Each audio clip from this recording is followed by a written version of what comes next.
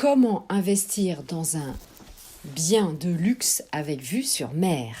Et pourquoi? Bonjour à toutes, bonjour à tous, je vous souhaite la bienvenue. Aujourd'hui, nous abordons un nouveau podcast, ici Sophie Vergès, sur l'immobilier de luxe. Pourquoi acquérir un bien immobilier particulièrement avec la vue sur mer? Allez, vous êtes prêts? Nous sommes partis. Alors, oui, évidemment, être investisseur, c'est acquérir aussi un bien d'exception. Nous l'avons vu précédemment dans le dernier podcast, que je vous recommande bien sûr bien d'écouter, que acquérir avec une vue, et vous le savez, notamment la vue sur mer, va littéralement faire exploser le prix du bien immobilier.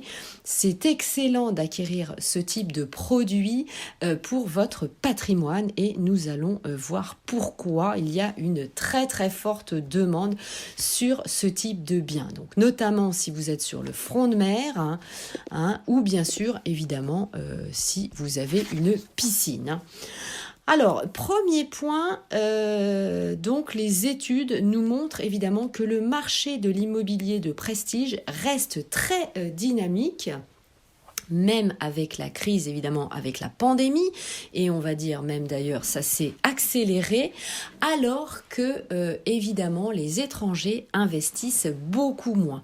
Mais la clientèle française est très présente. Alors, le prix d'un bien immobilier, la moyenne est à 1,5 million d'euros sur le marché français. Donc, le marché immobilier de luxe, évidemment, progresse dans tout l'Hexagone, notamment, bien sûr, le front littoral. Et ça, évidemment, c'est une très bonne chose. Alors, les départements favoris, vous le savez, sont la région PACA, Provence-Alpes-Côte d'Azur, ou encore, évidemment, la façade ouest. Donc, les prix de vente grimpent énormément, alors notamment, bien sûr, dans le département de la Gironde, de 55%, ou dans les Pyrénées-Atlantiques, avec 45%.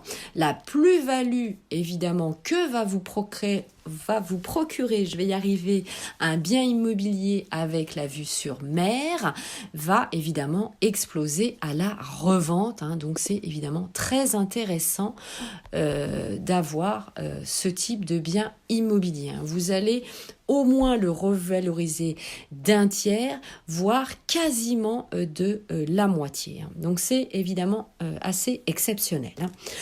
Alors, deuxième point, comme vous le savez, la région la plus demandée, ça reste évidemment l'Île-de-France.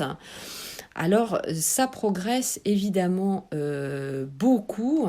Pourquoi ? Eh bien, parce qu'on peut aussi y trouver des biens très atypiques. Un bien atypique, c'est quoi ? Ça va être un local commercial, par exemple, un ancien atelier que vous allez pouvoir retransformer, bien sûr, en habitation, sous couvert, évidemment, vous le savez, de certaines conditions et autorisations administratives, mais c'est très demandé, évidemment, en région Île-de-France.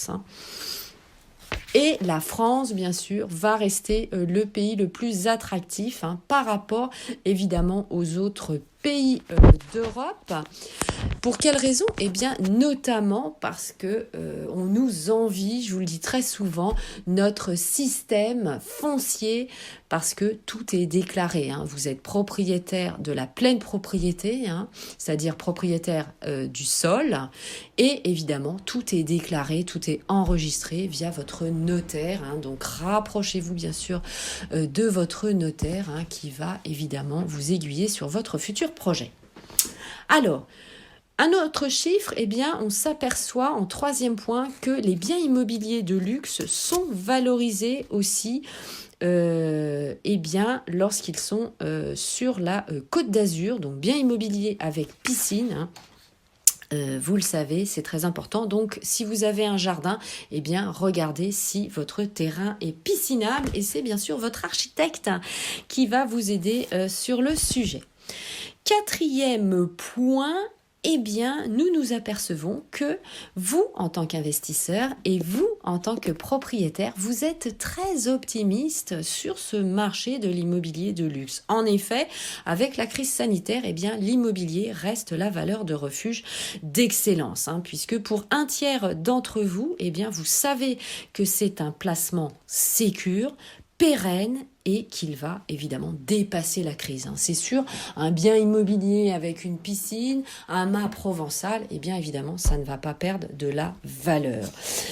Et on s'aperçoit également que quasiment la moitié des acquéreurs eh bien, sont très attirés par le marché du luxe et que eh bien, ensuite, lorsque vous êtes vendeur, donc les acquéreurs, les investisseurs trouvent que c'est le bon moment d'acquérir aujourd'hui et vous, en tant que vendeur, eh bien, vous êtes très optimiste puisque dans les 6 mois qui suivent, eh bien, votre vente, vous allez acquérir un nouveau bien immobilier de luxe. Donc, c'est vraiment important, c'est-à-dire que ça fait une spirale, évidemment. Plus vous investissez dans des biens immobiliers haut de gamme, plus vous allez continuer à investir dans l'immobilier haut de gamme pour parfaire votre patrimoine. D'autant plus que, évidemment, ce type de bien est très liquide et facilement transmissible. Ça veut dire que si vous avez besoin de revendre, vous allez pouvoir rapidement vendre ce bien immobilier. Alors avant d'aborder le dernier point, eh bien sûr vous pouvez me suivre sur mes différents réseaux sociaux. Mes comptes Instagram, ma chaîne YouTube, mon compte TikTok. Je suis aussi présente, vous le savez, sur le groupe Facebook Investir en immobilier, l'immobilier au féminin que je modère.